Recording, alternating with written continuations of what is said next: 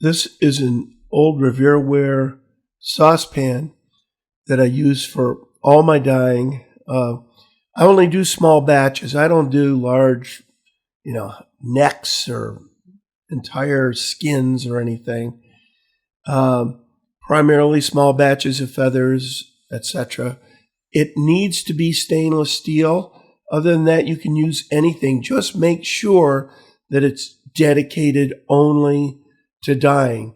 These dyes are poisonous, and don't breathe in the fumes.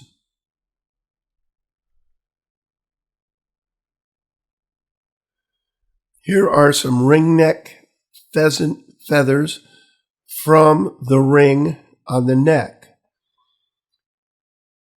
These are a little larger than I'd like. You want to try to find the smallest ones you can, and try not to get ones that have the black tips. There are some that'll have black tips. That black won't dye. And I think in this batch I actually get a couple of those, but we do what we can. This is a solution of Synthrapol, just a drop in some water. It's like a detergent like Dawn liquid, only smaller molecules, and it's used to degrease the feathers. And it's important before you dye them to stick them in the Synthrapol for a while. An hour is good, maybe even longer.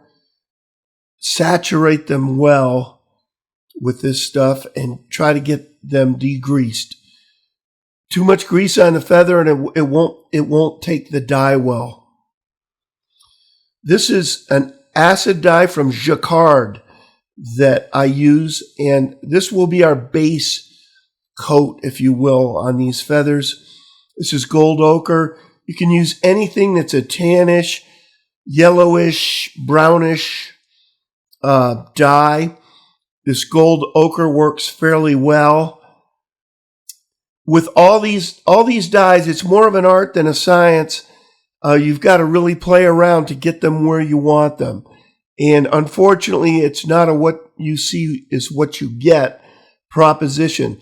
The dyes will look different in the dye bath. Here's a dye bath I made up with just 1/8 teaspoon of the dye, the yellow ochre dye.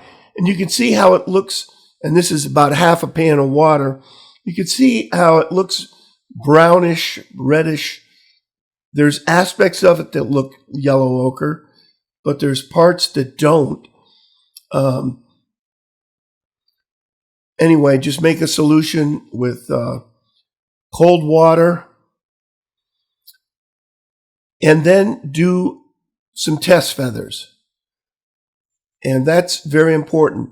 This is some citric acid. This is the acid part of the acid dye that we're going to add a little bit of this once this bath gets going and our stuff is in there. We're going to add a little citric acid. It's harmless. This is from the Ball Corporation that's used for canning, readily available on Amazon. Here I've got my dye bath boiling. And you bring it to a boil and then turn it to low, or maybe 1 or 2 on your stove, very, very low. So it's just simmering a little bit.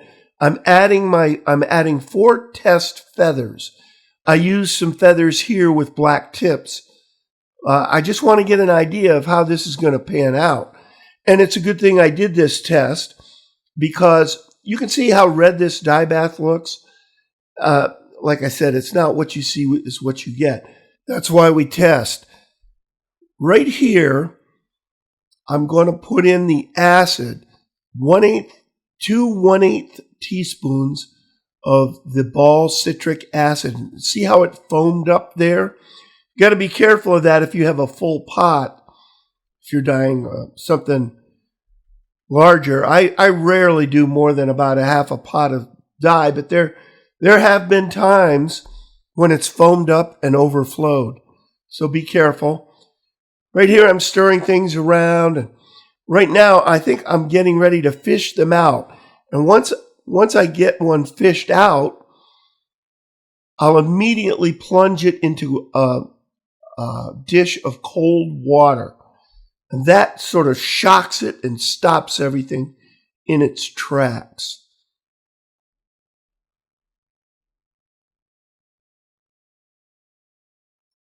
And I got these fished out. I do a whole process where I dry them off. I do a full-blown test. And they were just too reddish when all was said and done. So I decided to make a different dye bath. And what I did is I poured out half of what I had and filled up with just cold water.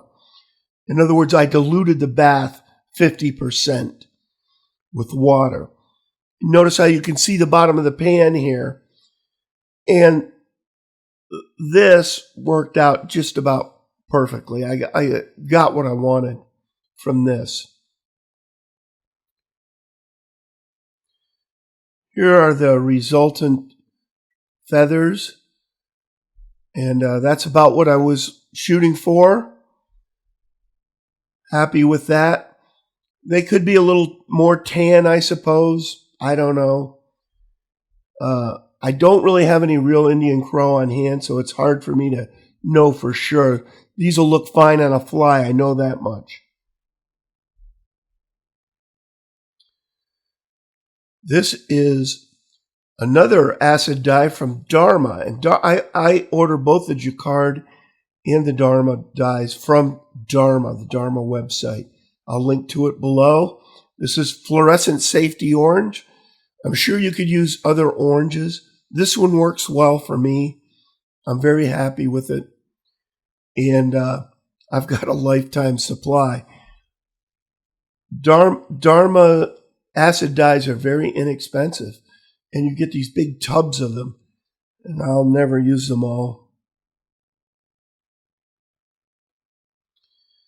These are my gizmos that basically prevent the dye from reaching parts of the feathers where I don't want the dye to reach. And they're made from 2-inch fender washers available at your hardware store. We'll only be using one of these devices today, and we're going to dye up about 24 feathers or so using this, and that's a good number. If you had twice as many, you could use 2 of these at the same time. Here's those devices, one of those devices disassembled, and this is the one we'll use today. Consists of 2 2-inch rubber fender washers, 2 stainless steel fender washers, a bolt that fits through them snugly, and that's very important, and a wing nut that fits the bolt.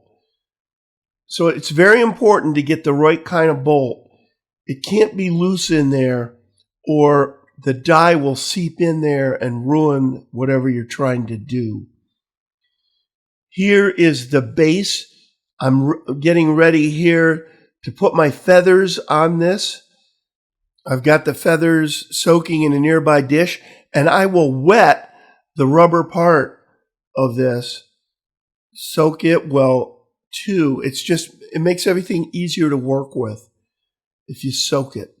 Also, it performs, I think it helps with the seal once you put it all together. You'll see what I mean here in a minute. Here I've laid out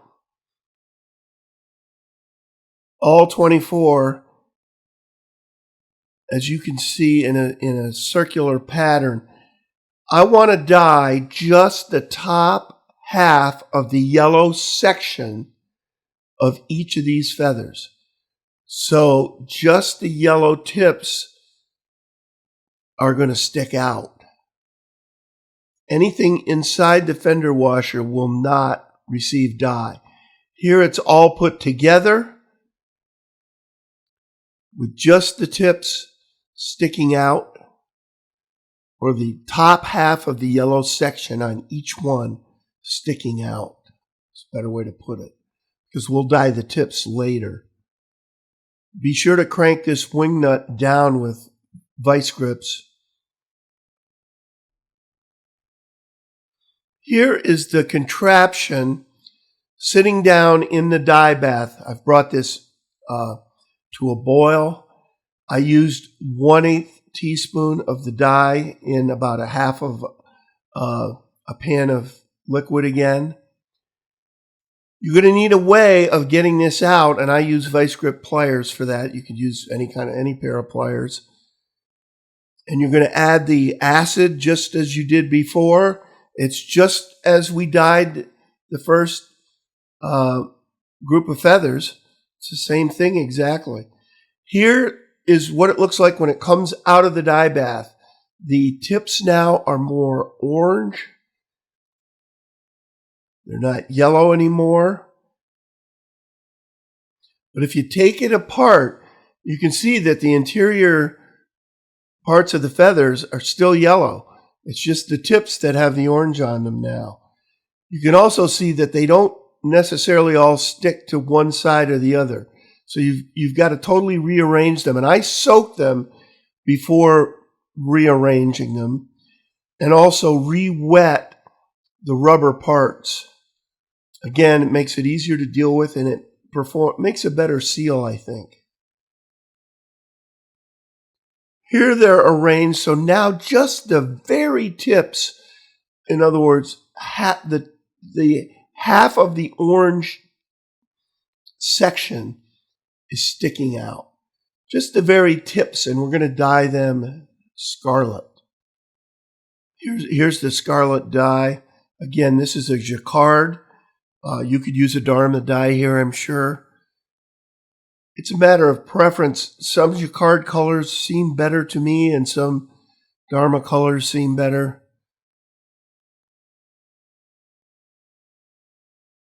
They have a nice color chart on the website that's helpful, I think.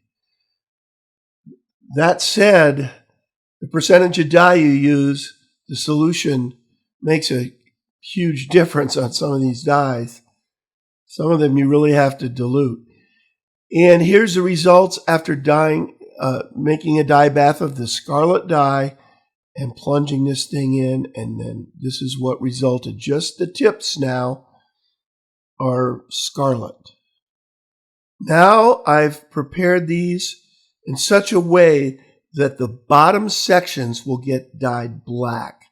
And this is our last stage.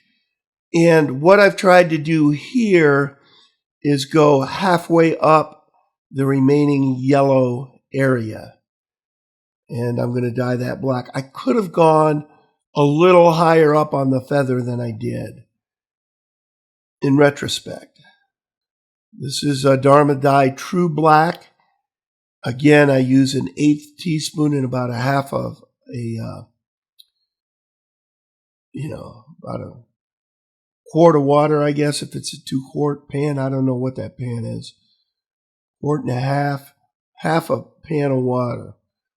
I like using the 1/8 teaspoon, and I used to have a 1/16 teaspoon that I used all the time. That's even more valuable. And I haven't replaced it. It disappeared. I don't know what happened to it. And here is after we've come out of the black dye bath. Here's what the roots of the feather now look like. And keep in mind, in between each dye bath, clean out that pan really well. Otherwise, you can get some residue that'll affect the color. And here's the resultant feather, one of the feathers from the batch, and turned out fairly well. You get a little bit of bleeding, which is a good thing. It makes it look more natural. And you got red tips, and you got an orange middle, and yellowish, tannish down lower. So I'm pretty happy with this. And next thing I'll do is I'll tie a fly using these feathers. That'll be in another video.